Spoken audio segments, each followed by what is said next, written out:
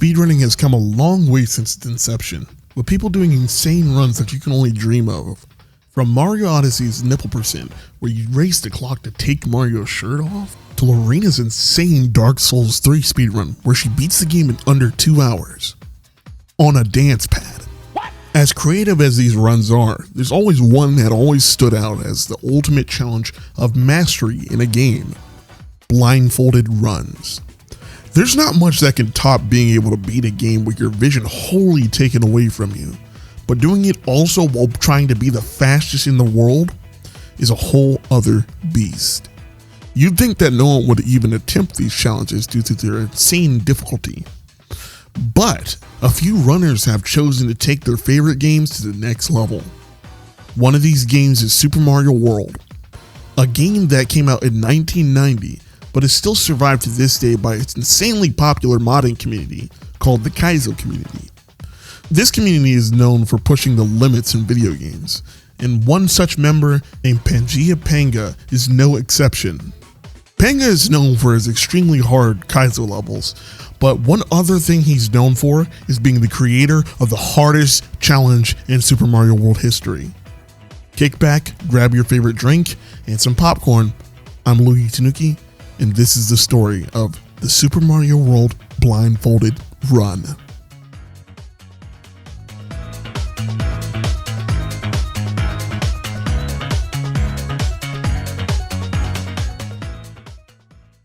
On June 16th of 2015, the runner Panga started routing out this impossible speedrun. For those who are unfamiliar, routing is where you pick out which levels you'll play in order to beat the game. The route Panga chose was the 11 exit route. It's basically the fastest route through the game without using any glitches. This route goes through 11 levels in total, not including the final Bowser stage. Those being Yoshi's Island 2, 3, 4, Iggy's Castle, Donut Plains 1, Donut Secret 2, Donut Secret House, Star World 1, 2, 3, and 4, and then finally Bowser's Castle, finishing off the run. Between the 16th and 19th, Panga vigorously practiced on stream, going through each and every level and learning how to run them. On June 20th of 2015, he was ready to attempt his first full run.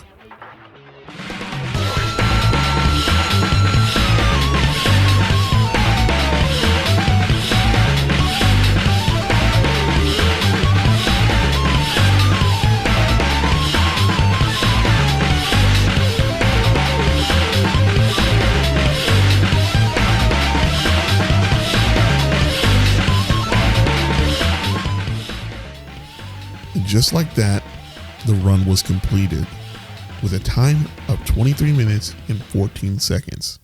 For reference, the 11 exits world record without a blindfold at the time of Panga's run would have been 9 minutes and 47 seconds by Green Death Flavor. There were a few setbacks in the run.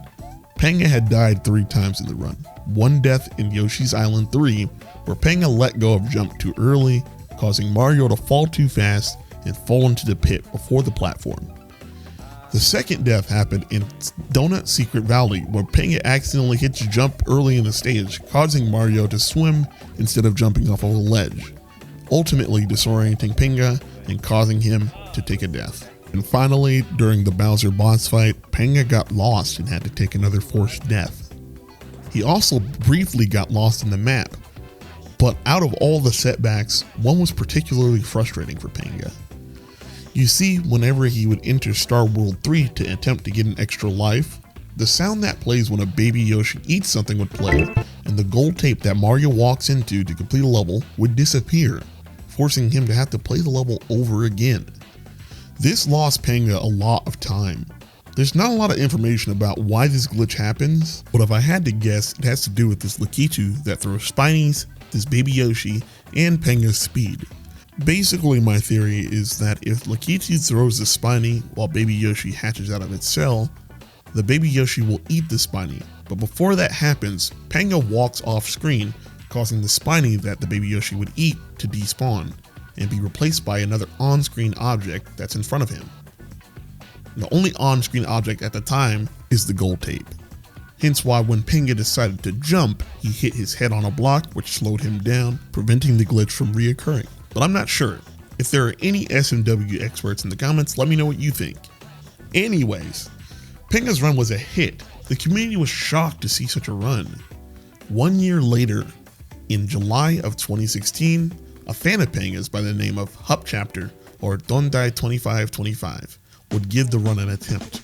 And even though there's little to no existing footage of the run anymore, Dondai was able to take the world record down. His record? 17 minutes and 35 seconds. So his record wouldn't stand for long, as just a month later, Panga would return to running, and he was determined to take his record back.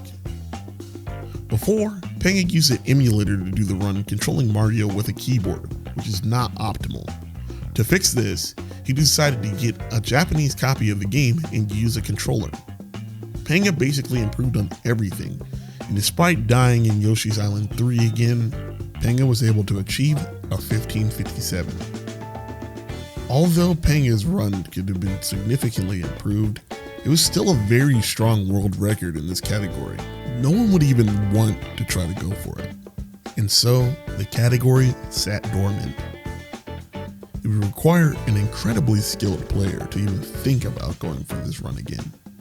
Enter Katoon24, a runner from the Netherlands, also known as the king of all blindfolded runs.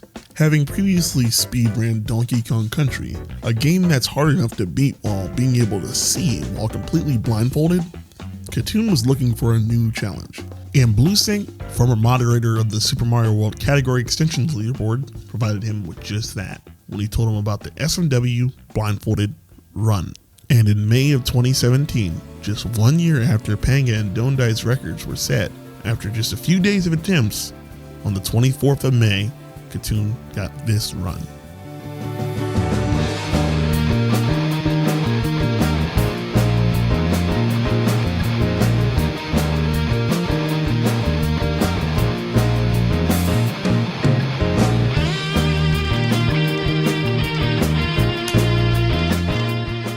Using music and muscle memory, Katoon was able to cut the world record down to 13:31, cutting 2.5 minutes off the world record. Katoon also died in Donut Secret 2, similar to Panga's run. Even though there was potential for improvement, who would even dare to attempt to retake the world record? No one was willing to even try. Well, no one but Katoon himself. Only 10 months after his previous world record, Katoon would bring down the world record again by over 1 minute, down to 12:25. He was notably the first runner to ever have done a deathless run, an excellent run, but not perfect. Katoon made one big mistake that cost him a lot of time. At the end of Star World 2, Katoon throws a baby Yoshi to make room for the key that you need to end the level, but mistakenly picks the Yoshi back up, causing this.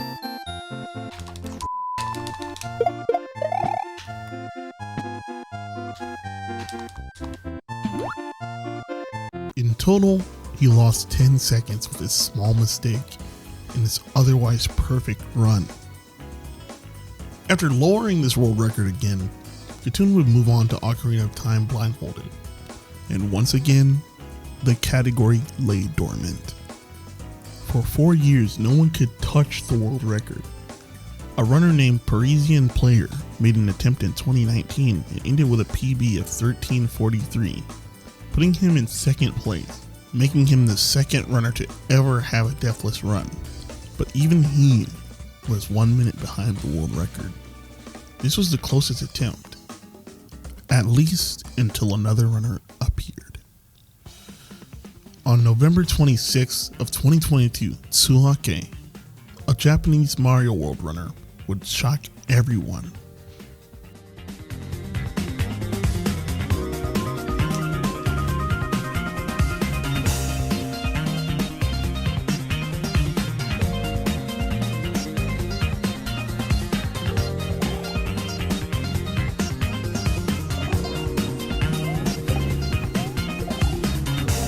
よしいったろこれ Tsuake would achieve a staggering 12:03, beating Katoon's record by 22 seconds.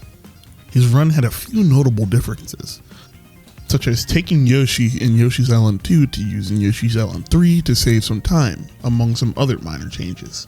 But the most significant difference was his donut secret house. In this level, both Panga and Katoon use a strategy that involves Mario walking from one side of the level to grab a P-switch, bringing it back to the top of the level, and hitting it to get into the secret exit. Tsuake's strategy is much different. Instead of walking, he waits a set amount of time to make sure he isn't hit by the boo ring, flies above the level, down to the P-switch, grabs it, and flies up to the secret exit. This saves him around 6 seconds compared to the other strategy, which is huge in a run like this. Tsuake's run is nearly seamless, with clean execution all around. His record still remains to this day. If Mario players can use sound cues and memories to speedrun entire games, imagine what the future holds for stuff like this. Challenges like these are what keep gaming fresh and new. As long as people are willing to push limits like this, gaming will never die. Katoon has gone on to become known for his blindfolded runs, doing anything from Donkey Kong Country to Super Mario 64. Panga has gone on to become a huge Super Mario Maker and Sound Vortex streamer, and Tsuake is still running Super Mario World. All their links will be down in the description. As for the SMW blindfolded category, who knows? Maybe a sub 12-minute time is coming soon. But there's one question that's still left to answer. Who's next? Wait, before you click off the video, I'm trying to hit 1,000 followers by the end of the year. If you can subscribe and share the video with all your friends, it would help out a ton. I have a playlist of all my documentaries right here, and I plan on putting together a team to get these out way more frequently. So stick around, and thank you so much for watching.